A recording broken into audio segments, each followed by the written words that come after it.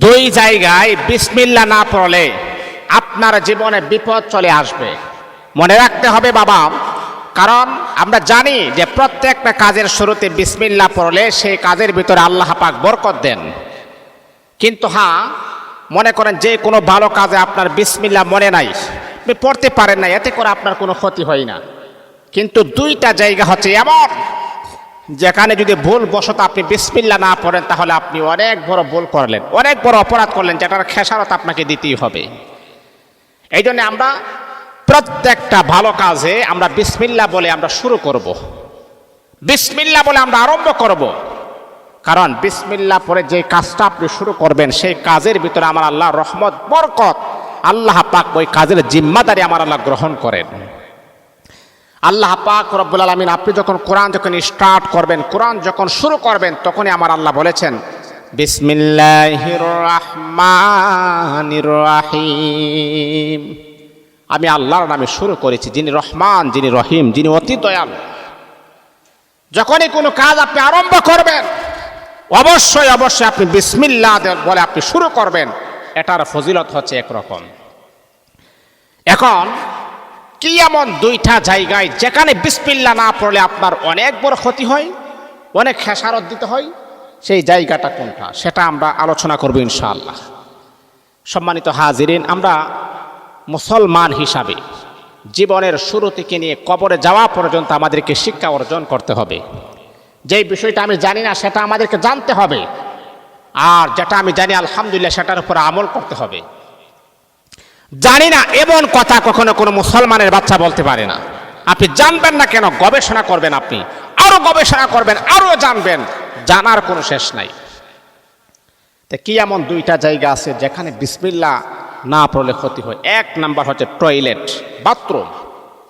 সেখানে আমরা তো বিসমিল্লাহ না পড়ে দোয়া পড়ি। বাথরুমে যখন আমরা প্রবেশ করি দোয়া পড়ি না, আল্লাহুম্মা ইন্নী আউযু বিকা মিনাল খুবুসি ওয়াল খাবাইস, একটা দোয়া আমরা পড়ি। এই দোয়াটা পড়লে মনে করেন বাথরুমের ভিতরে জিন্নাত বেশি থাকে, খবিস জিন্নাত বেশি থাকে। এখানে বাথরুমের ভিতরে যখন আপনি দোয়া যখন পড়বেন না, তখন আপনার লজ্জাস্থান নিয়ে তারা খেলামেলা করে। এমনকি আপনাকে তারা বাথরুমের ভিতরে ওয়াসওয়াসা দেওয়া শুরু করে। এই জন্যই বাথরুমের ভিতরে কিন্তু একটা নীরব একটা জায়গা, যেখানে ছেলে হোক আর মেয়ে হোক তারা মাস্টার বেশন করতে প্রস্তুত হয়ে যায়। তো বাথরুমের ভিতরে যাতে করে খবিস জিন্নাত, এমনকি জিন শয়তান আপনাকে যেন গুনাহের কাজে যেন দাবিত না করতে পারে, সেই জন্য আপনি দোয়া পড়বেন। কিন্তু হ্যাঁ, আমি আপনাকে বলবো, একটা হলো বাথরুমে যখন প্রবেশ করবেন বিসমিল্লাহ ছাড়া দোয়া, আর বিসমিল্লাহ সহকারে যখন আপনি পড়বেন, হাদিসের ভিতরে আসছে আল্লাহুম্মা ইন্নী আউযু বিকা মিনাল খুবুসি ওয়াল খাবাইস, এই দোয়া পড়লে জিন্নাত আপনাকে দেখতে পারবে, আপনার শরীরও দেখতে পারবে, কিন্তু কোনো ক্ষতি করতে পারবে না। আর আপনি যখন পড়বেন বিসমিল্লাহি আল্লাহুম্মা ইন্নী আউযু বিকা মিনাল খুবুসি ওয়াল খাবাইস, বিসমিল্লাহ সহকারে যখন বাথরুমের দোয়াটা যখন আপনি পাঠ করবেন, বাথরুমের দোয়াটা যখন আপনি পড়বেন, আমার আপনার নবী বললেন বিসমিল্লাহ সহকারে পড়ার কারণে খবিস জিন্নাত আপনাকে দেখবেই না, আপনার লজ্জাস্থান দেখবে, দূরের কথা কখনো দেখবে না। না দেখলে আপনার ক্ষতি কিভাবে করবে? গোড়ার ডিম কোনো ক্ষতি করতে পারবে না। মানে বিসমিল্লাহ সহকারে পড়লে যে আপনাকে দেখবেই না, না দেখলে আপনার ক্ষতি করবে কিভাবে? কথাটা বুঝেন নাই? আমি যদি আপনাকে না দেখি, আপনাকে আমি ঢিল মারতে পারবো? দেখলেন না আমি ঢিল মারবো? আল্লাহ পাক বিসমিল্লাহ সহকারে যখন বাথরুমের দোয়াটা যখন আপনি পড়বেন, তাহলে খবিস জিন্নাত, জিন্নাত এবং শয়তানের আসর থেকে আমার আল্লাহ আপনাকে নিরাময় রাখবেন, আমার আল্লাহ আপনাকে গোপন করে রাখবেন, তারা আপনাকে দেখবেই না।